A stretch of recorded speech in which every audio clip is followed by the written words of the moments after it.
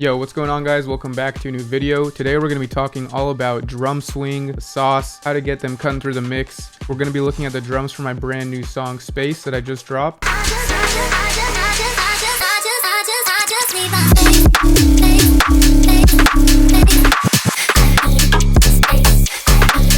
It's a cool UKG and house tune. I think I got the drums really nice in this one, so I wanted to share some secrets. And yeah, I'll be sharing some bonus tips at the end that aren't exactly drums, but they do help the overall groove, so stick around for that. In this video, we'll just be covering drums, but if you want the full in-depth breakdown for this track, you know, the bass design, the vocal processing, make sure to check out Patreon. I've uploaded the in-depth breakdown of this song. If you're interested, first link in the description. You know, we got project files, samples, presets, exclusive tutorials, so go check that out. And yeah, let's get you into the video. I always start with the kick when I'm writing like a drum beat.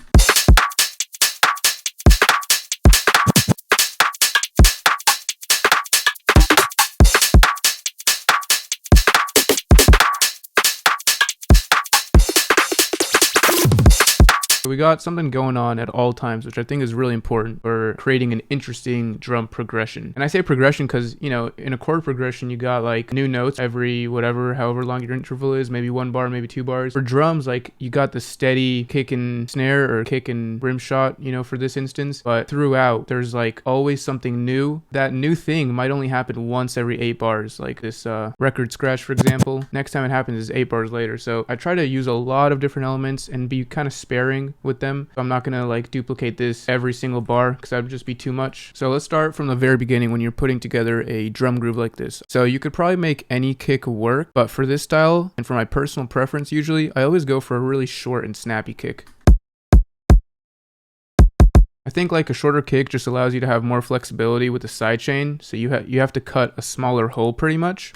And that allows you to do more with the bass line. You know, you don't have to have this giant gap here. It's just overall easier, I think. If we think about what a kick is, you know, after that initial transient and the sweep down in the frequency spectrum, it just kind of turns into sub bass. So why not just use, you know, the actual sub bass in the song to fill that low frequency? You know, if you're making like techno or other genres, I understand a long kick, but for the most part, trap, UKG, even house, I think the shorter the better for kicks. Shout out Short Kings. Here's the kick pattern for this track. You know, I got in this nice UKG pattern.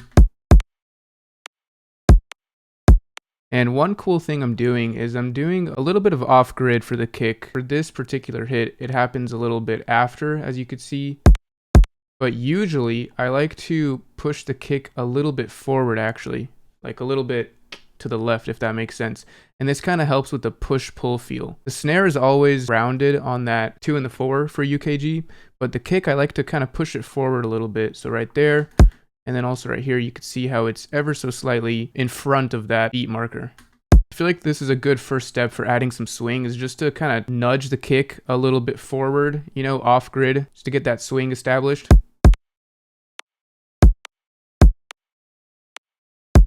And it's not every time, like this one's on grid, it's just kind of where it makes sense with the rest of the perks. And then we'll quickly talk about kick processing. I always go transient shaper, just boosting up a little bit of the attack, you know, depends on the kick, but for this one, just a little bit. The glue compressor just keeps it really snappy and brings out that transient even further. Without that, a little bit more muddy, I guess you could say. And then with it, kind of cleans it up. Do a little before and after these two. Before, pretty quiet. After, really prominent. So next, let's talk about the snare, or for this track, I guess you could say Rimshot. So I always have this guy on grid. For this track, I used a pretty tonal little, almost like a donk sound. Thought it worked pretty well. And one cool thing I'm doing with this layer is fading it out a little bit differently depending on the hit. So for the first 3, it's the same, but that last one on the 4, it's got a little bit more tail to it. And I just find this kind of helps that like push-pull I was talking about with the kick. So you have like steady, steady, steady, and then all of a sudden it's a little longer. So that was this phrase, and then this one you could see they're actually all shorter because the song structure I have is like call and response here. So you could see that's one sound, and then when we go to this other bass line, fade it in a lot more. It's a very slight difference, but I think it helps with like adding a little bit of variation like that, you know? So now it's a lot snappier for this second part with this new bass line. And then we're back to those medium length ones, and then for the very last one on that second part, it's even longer. And yeah, super minimal thing. It's like a pattern I'm doing. It's very minimal, but I do think it makes a difference at the end of the day, which is also why I like to have the snare in audio. As you notice, the kick, I'm not doing those fades, so it's in MIDI, but the perc or rim, whatever you're using, I like to have it in audio. The next important thing now is, of course, going to be the open hat. So this is a really nice open hat. It's got a few different ones layered. It's even got a little bit of like a pre-shift thing going on. Yeah, it really fills out the frequencies. Sometimes when I'm doing lessons with you guys, I feel like the hat choices are a bit thin, where it's like way over here, which is cool sometimes. For this style, like getting kind of a chonky boy to fill out a little bit more, closer to 2-3K, as well as the really high frequencies, helps it cut through, I think. All right, so now let's enable our kick and perc, and we have this nice two-step pattern going.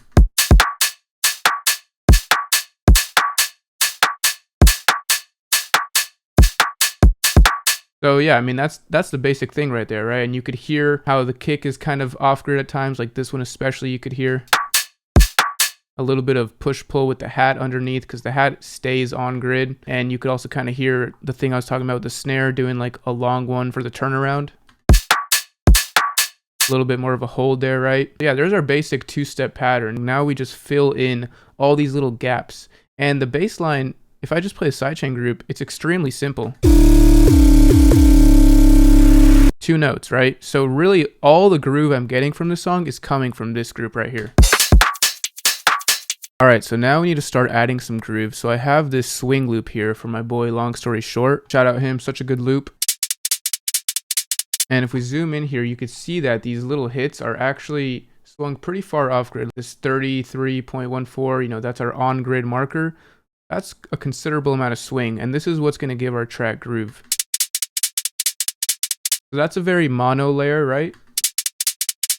And to match that, I've got this other loop here chopped up, which has a lot more wide elements going on. Also has like some claps and different sounding hats built into this one loop, so that's cool. Shout out Lex Looper. Really good loop. I just chopped it up to match the swing that this Long Story Short one had, so that we have a consistent groove going, Here is an example of what you don't want. I just dragged this one in for example. This loop, I have pretty much all the hits on grid, and so if I use this one plus this Long Story Short one, like that would be a pretty bad clash right there. Just sounds messy, So a big thing is when you're stacking loops like this, make sure they have the same groove going on. Like overwhelming, overstimulating. Instead, what I went for is this Lex Looper loop. It was already pretty good, but I just had to nudge over some of these hits so we're stacking this groove consistently. And you could see that works much nicer together. And then this last kind of loop layer here is this shaker that I have. This is going to add some nice width between the ears, and you can see this one also is chopped up on every hit. If I like kind of go to the consolidated version, you can see how that hit happens a lot closer to this beat, and that would again just be a little bit messy with the other hats going on. So instead, what I've done is I've just chopped up every hit, Shift, Command, Alt, and you could just nudge this clip around. It doesn't have to be perfect, but I want it to overall be hitting a very similar groove. See, wherever there's a hit, I want that to kind of line up. So these are stacking together instead of working against each other. If I didn't do that, you could hear it's very on grid versus the chopped up version. Got that that swing that I want. So a lot of this stuff, like once you get your initial, kick, rim, and open hat going, a lot of the rest of it is very precise details that I find pretty fun.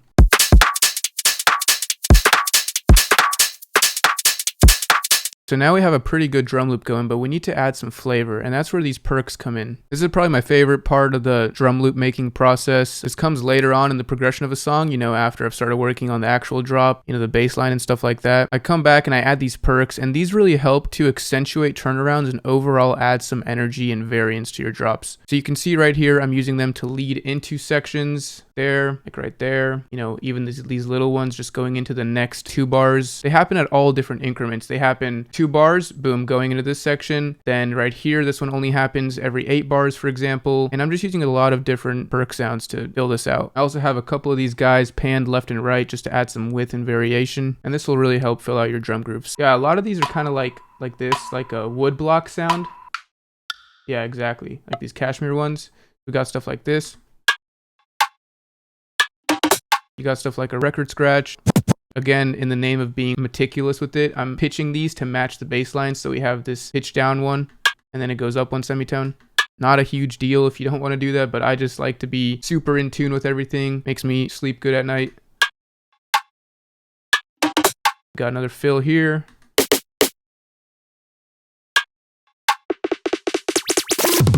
Then at the very end of the phrase, a little snare riser thing, a little laser, and a spin back. Second part, it's the same sounds, but there's some variations. Kind of like expanding on what I had. So the first time you heard it, 1, 2, 3. Second time, there's a couple more new hits instead of this steady snare. For the 8-bar turnaround, we have a drum break.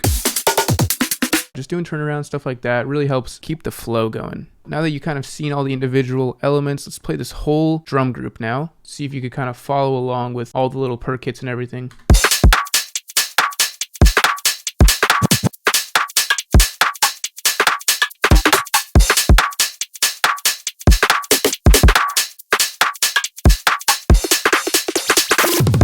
So let's just look at the group processing here really quick for these hats. So first thing I do is I actually do a sidechain to the kick and perk. If you'll notice the shape here versus the sidechain group, like that's a big old scoop, right? For the hat group, it's much smaller. I'm just looking for that main first little hit, the first little transient to be able to shine through and not have to conflict with some of these, whatever hits going on at that same time. So a small little sidechain. A multi-band compression, I just find this kind of glues the whole group together really nicely. It kind of brings out the quieter hits and limits the louder ones. Yeah, I crank the time knob because we don't want this to get sloppy, so this just helps the transients come through really nice. And then just an EQ, making sure nothing low comes through after this at around 300. You'll be surprised, some of these loops have just random mud, random low end that you don't really hear, but could make a difference, so just a safety little cut. The delay is also just for the very end. I just like to ping pong it out of the way. Cool little effect sometimes, but yeah, really simple. On the actual perk group, there's nothing. On the drum group, it's just an endless amount for the buildup. So like the group processing is very simple, very minimal. I think like a lot of it is just sample selection. Like I don't want to have to saturate, EQ, compress the kick. I just want to have a ready to go, really good kick. Have a nice, really good transient and tonal rim shot right there. Don't have to do anything to that. And the hat group, like I was saying, make sure the swing is all lined up. And then of course, like what really gives it life, like right here, if you just have the hats and the kick and rim, you have a drum beat, sure. But what really is going to give it life and give it that progression that I was talking about is all these perk hits that just come in and out. They slide in and out of pockets and little windows of opportunity, and then they get out of the way, even if it's just a moment once every 8 bars or so. It really does help and keep the track alive and fun. All right, so now for that bonus tip I was talking about, we're actually going to look into the sidechain group. And again, this isn't exactly part of your drum beat, right? But I do think that these elements make a difference. So really important to the overall drum progression, again, is I've called them here, just for the sake of this video, these drum enhancers. So these are all these sounds that I think really help to bring out that drum groove even more. So let's just play this group here.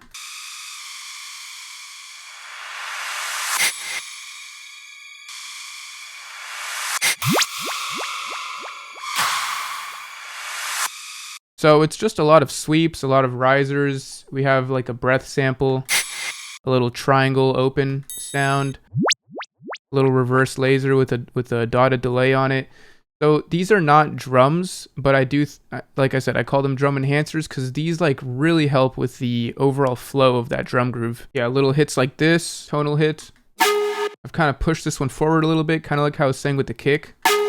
So it hits before that downbeat. If we play that in context, it's like a bum bum. Especially because I omitted the kick right here, so there's no kick. It's kind of a nice like push-pull thing again. Later on, that actually does happen on grid, so it's just a little bit of variation, stuff like that. Another example, I have it like the main screech hitting before the downbeat with this laser as well.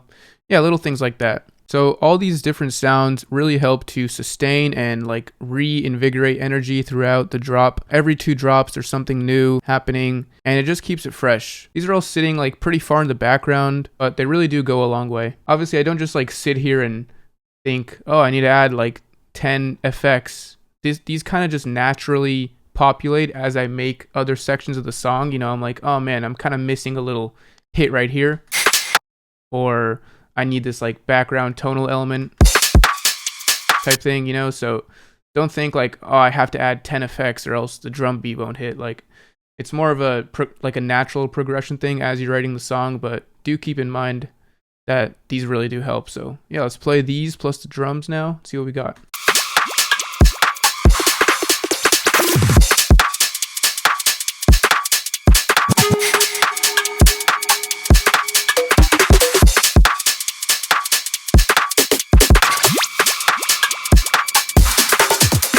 There you go, you got a pretty full little drum groove going on now. That's pretty much the UKG drop for the drums. We could just touch on the house drop really quick. I'll go ahead and play the group.